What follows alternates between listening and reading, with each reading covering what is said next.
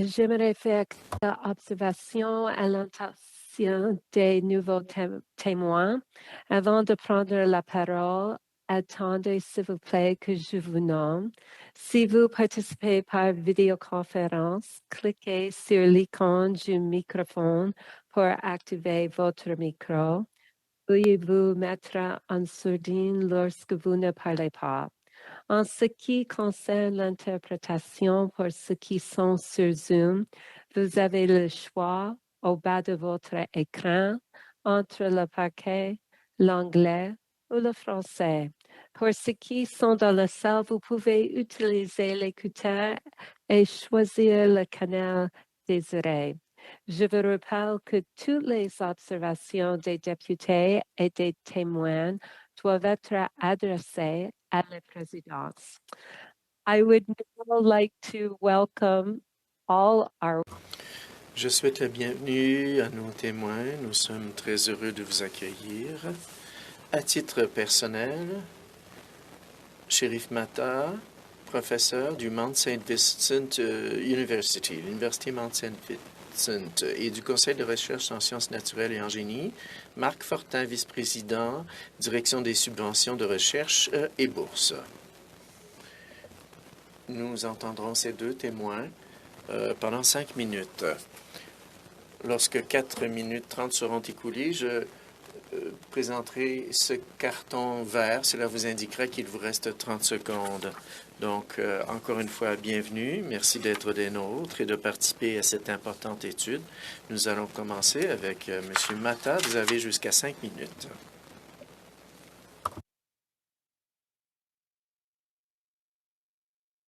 Les honorables membres du comité permanent des sciences et de la recherche de m'avoir invité à témoigner sur la recherche et la publication en français au Canada. Tout d'abord, permettez-moi de résumer mon expérience en quelques mots sur la base de laquelle je vais témoigner aujourd'hui. Mes recherches portent sur la physique-chimie, chimie-physique théorique. Je suis professeur titulaire et chef du département de chimie et de physique à l'Université Mount St. Vincent à Nouvelle-Écosse. Je viens de terminer un mandat de 4 ans en tant que membre et puis en tant que président sortant du comité de sélection interdisciplinaire des programmes de recherche des chaires du Canada, CRC. Je suis membre du conseil d'administration de la Société canadienne de chimie. Je suis membre de l'ACFAS Acadie en tant que représentant régional pour la Nouvelle-Écosse sous la direction de Mme Selma Gallia, la présidente de notre comité. Donc, cela dit, il faut être clair, dans ce témoignage, je n'invoque aucune autorité d'aucune institution ou organisation. Je témoigne en tant qu'individu en mon propre nom. Il y a des siècles que la lingua franca de la science était le latin, l'ancêtre linguistique du français et de toutes les langues romanes. Sir Isaac Newton lui-même a choisi le latin plutôt que son anglais natal lorsqu'il a écrit son Philosophia Naturalis Principia Mathematica, les principes mathématiques de la philosophie naturelle. Aujourd'hui, l'anglais est la lingua franca de la science, mais c'est relativement récent. Cela a commencé avec l'émergence des États-Unis en tant que superpuissance après la Seconde Guerre. Avant, il était courant de publier dans d'autres langues, par exemple, les 4 articles d'Albert Einstein de 1905 sont publiés en allemand, et il est en été même des articles de Schrödinger et de Max Planck qui ont mis les bases de la mécanique quantique tant que nous connaissons aujourd'hui.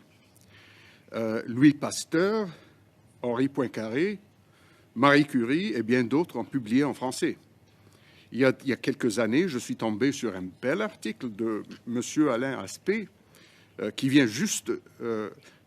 qu'on vient juste d'annoncer qu'il est le co-récipiendaire du prix Nobel de physique de 2022 pour ses travaux sur l'intrication ou l'enchevêtrement quantique qui est sous-jacent à toutes les technologies modernes d'information quantique de pointe. Lui, il a publié cet article dans le prestigieux, et je dis bien prestigieux, mais non bien cité, bulletin de l'Union des physiciens, BUP, une publication strictement en langue française basée à Paris. Mais il ne s'agit pas d'un cas isolé. En effet, un grand nombre d'articles de physiciens et de chimistes français et francophones, dont plusieurs lauréats du prix Nobel, entre autres le légendaire Louis de Broglie, ont paru dans le BUP. Ce petit exemple démontre que les scientifiques de premier rang publient en français.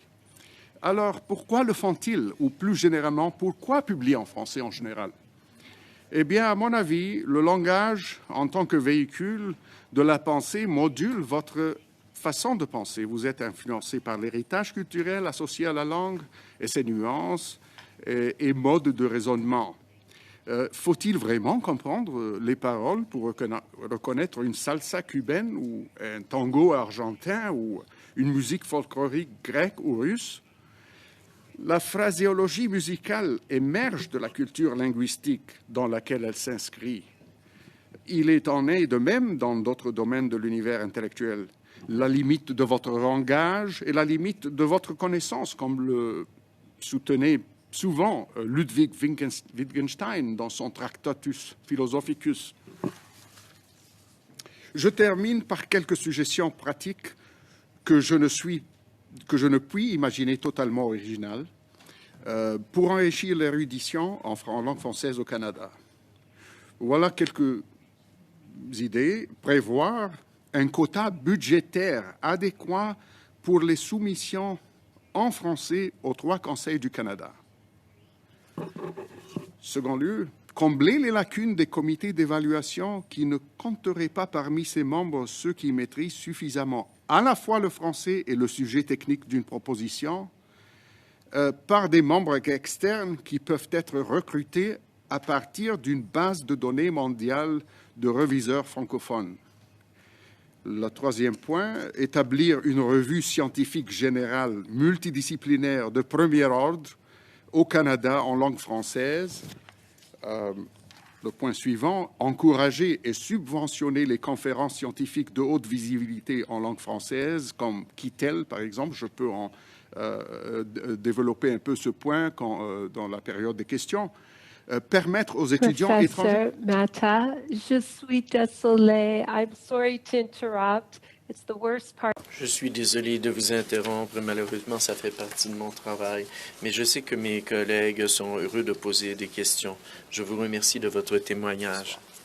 Et maintenant, Madame Diab, vous avez 6 minutes. Le président est bienvenue à nos témoins. Ce soir, Monsieur Mata, bienvenue à Ottawa de la Nouvelle-Écosse, Mount St. Vincent University, qui est dans ma circonscription. Alors, je vous demande une question qui a deux questions, mais vous avez co-organisé une grande conférence en 2019. C'était la 45e édition qui s'appelait Chitel. Alors, ma deuxième question, et je vous demande les deux maintenant parce qu'on n'a pas beaucoup de temps. Vous m'avez dit cet après-midi que vous êtes en train à co-organiser à 2025 sur la tutelle de l'ACFAS. Et on a entendu beaucoup de l'ACFAS ce soir. Une symposium qui portera sur le thème sur la transdisciplinarité. Alors, pouvez-vous, s'il vous plaît, nous donner quelques détails sur chacune de ces conférences? Vous pressez le bouton ici? C'est automatique. Oui. Merci, Madame Diab. Donc, pour la première partie de votre question sur la conférence Chitel ou Kittel, c'est une abréviation d'une longue phrase qui veut dire essentiellement que c'est la conférence de chimistes théoriciens de parlance de langue latine, que ce soit le roumain, que ce soit l'espagnol, l'italien, le français. Et c'est une grande conférence d'un certain prestige international qui se passe dans chaque année. Et c'est une conférence annuelle, excepté durant la COVID.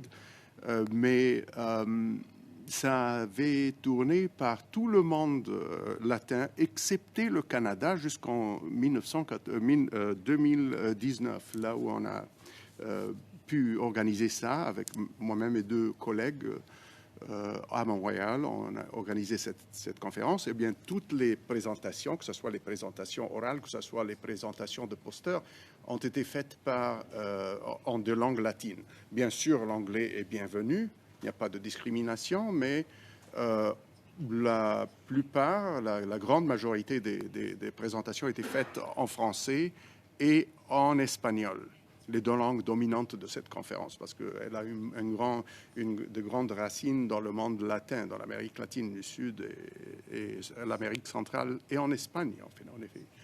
En tout cas, je pense que c'était, d'après ce que j'ai entendu, que c'était une conférence de grand succès, et ça a fait l'intérêt que l'intérêt linguistique que la conférence a apporté était considérable. Et il y a eu même beaucoup de francophones canadiens qui ne sont pas d'université ou bien de province typiquement bilingue, par exemple du Saskatchewan. Il y a un des étudiants qui a gagné un prix de meilleure présentation qui était de l'université, je pense, de Saskatchewan. Mais en tout cas, ça a mis l'accent sur l'importance d'exprimer la science de pointe dans les langues latines, et ça vous surprendrait peut-être de voir dans cette conférence que les gens assistaient à toutes sortes. Vous pouvez assister à la conférence en roumain et vous comprenez plus ou moins ce que le présentateur ou la présentatrice disent. Donc ça, c'était la KITEL ou la CHITEL. En tant que l'autre conférence que nous sommes en train, il y a des pourparlers pour l'organiser en 2025. C'est une conférence sur la transdisciplinarité. Et pourquoi ce sujet en français? Parce que le philosophe principal qui a inventé ce domaine de la philosophie des sciences est un chercheur au CNRS français d'origine roumaine, Basarab Niculescu, qui a inventé ou bien qui a pousser ce domaine d'études là où les chercheurs essayent de dégager ce que les différentes disciplines ont en commun, au lieu de seulement essayer de mettre en commun les différentes disciplines pour attaquer le même problème. Donc, le mot trans, ça vient de transgression. C'est une transgression de la discipline. C'est en bas et en haut des disciplines disciplinaires. Donc, on réunit des artistes, des poètes, des physiciens de particules, des mathématiciens et des artistes. Et puis, il y a des mathématiciens artistes qui vont faire de l'art à la base des mathématiques. Par exemple, je vous donne le dernier exemple, je pense que mes 6 minutes ont approché. Par exemple, les mathématiques qui sont utilisées dans la prévision boursière sont très semblables aux mathématiques que les physiciens utilisent dans la physique statistique, qui est la base de la thermodynamique, qui prédisent les lois de la thermodynamique en se basant sur les lois atomiques moléculaires sous-jacentes. Et c'est le même bagage mathématique qui est utilisé dans les banques et dans la physique. Voilà. Monsieur Mata, il y a quelques secondes, vous avez nous donné quelques suggestions pratiques. Parlez-moi de EDI, équité, diversité et inclusion. Dans la manière de traiter les Français. Oui, merci. Miss Diab, Madame Diab, je suis désolé de vous interrompre, mais vos 6 minutes sont écoulées. Peut-être que vous pourriez demander à Monsieur Mata d'envoyer une réponse par écrit. Merci. Oui. Maintenant, nous cédons la parole à Monsieur Lauzon. 5 minutes, s'il vous plaît. Merci, M. Mata, M. Fortin. Écoutez, c'est très intéressant. Je vais commencer par M. Mata. D'abord et avant tout, j'aimerais vous remercier pour toute l'histoire que vous nous avez faite sur la recherche en français, l'historique. On a appris aujourd'hui, mais vous m'avez parlé des superpuissances des États-Unis. J'aimerais savoir quel est cet impact des superpuissances aux États-Unis qui publient essentiellement en français, sinon toutes les publications sont en français, sur le Canada. Quel impact qu'on a que nos chercheurs veulent percer à travers le monde et les États-Unis, qui forcent nos Canadiens à publier en anglais à cause de cette grosse puissance-là. Puis vous nous en parlez davantage, M. Mata. Je peux prendre un petit... je change un peu l'angle de la question, si vous me le permettez, monsieur. Je pense comme contrepoids, il faut s'allier avec tous les pays francophones en tant que culture et en tant que publication scientifique, principalement la France, la Belgique, la Suisse, les pays africains francophones. Comme il y avait un collègue ou une collègue qui l'avait mentionné avant, plus tôt dans la session précédente, il y a plusieurs centaines de millions de francophones dans le monde. Je ne connais pas exactement le nombre, mais il y a une masse critique qui peut être un contrepoids pour la masse critique anglophone. C'est pas un contraste, c'est pas une bataille, c'est une complémentarité. Donc, pourquoi pas ne joindre les mains avec les collègues français, les collègues africains, européens, pour fonder une revue de très haut niveau qui serait le contrepoids de science ou de nature, ou de sorte de ce genre de statut académique, mais qui publie en langue française avec peut-être un abstrait, un résumé en langue anglaise qui est plus grand qu'un résumé habituel pour aussi rendre la diffusion de l'article plus accessible au monde anglophone, par exemple. Je ne sais pas si j'ai abordé votre question de manière satisfaisante, mais je vous remercie. Mais vous m'avez aussi, vous m'avez aussi parlé de l'Académie africaine de sciences, que vous avez des liens. Vous connaissez très bien là, cette académie. Parlez-nous des défis qu'eux peuvent avoir qui sont comparables avec les nôtres sur le déclin des publications en français en Afrique. Est-ce qu'ils vivent les mêmes problèmes que nous? Est-ce qu'ils ont à peu près les mêmes statistiques que nous? Bon, je n'ai pas des statistiques ou des nombres à vous fournir, mais juste cette année, j'étais membre d'un comité de sélection pour l'Académie africaine des sciences et on a interviewé les 90 finalistes d'une grande compétition pour les fonds pan-africains. Et il y avait quand même une bonne proportion de subventions qui ont été soumises en langue française de par l'Afrique, que ce soit l'Afrique du Nord, les pays du Maghreb ou bien subsaharienne. On avait quelques... Je ne me souviens pas exactement du nombre, mais je dirais peut-être le tiers ou peut-être le quart des subventions ont été en langue française. Et aussi, c'est mon impression que le taux de succès est comparable au taux de succès des subventions qui ont été fournies ou bien qui ont été soumises en langue anglaise. Donc, il y a un bon exemple qui est dans tout développement dans l'Académie des sciences africaines. OK, bien c'est bien.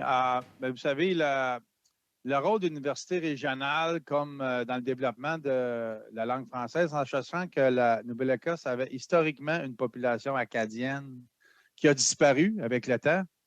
Quel pourrait être le rôle d'un établissement comme cette université pour favoriser la francophonie, étant donné, en sachant qu'il n'y a seulement qu'une université francophone en Nouvelle-Écosse, la Sainte-Anne. Donc, comment est-ce que cette université-là pourrait être un joueur clé dans la relance des publications francophones? Monsieur Lauzon, in the issue of fairness. En toute équité, je dois être juste avec vous, M. Blanchette-Jonca. Votre temps est écoulé. Vous pourriez demander à ce que les témoins déposent une réponse écrite. Thank you. Oui, c'est ce que j'aimerais faire. Je vous remercie. Donc, chers collègues et chers témoins, je vous remercie d'avoir été des nôtres aujourd'hui. Notre temps est écoulé. Donc, je vous remercie de nous avoir transmis vos connaissances. Nous devons donc dire au revoir à nos témoins. J'espère que vous avez eu une expérience intéressante qui vous fera vouloir témoigner de nouveau devant un comité. À nos collègues parlementaires, j'ai besoin de 2 minutes de votre temps. Donc, merci à nos témoins. And Mr. Clerk, Monsieur le greffier, puis-je poursuivre quant à l'autre volet de notre réunion? Très bien, merci.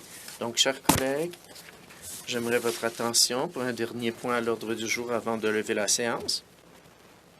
Je vais devoir compter sur vous, monsieur le greffier, et je ne peux pas bien voir. Oui, il y a consentement unanime. Très bien, merci, monsieur le greffier. Sur ce, merci à tous et à toutes. Merci aussi à tous nos témoins. Notre prochaine réunion aura lieu le lundi 24 octobre à 18h30. Au plaisir de vous revoir. La séance est levée.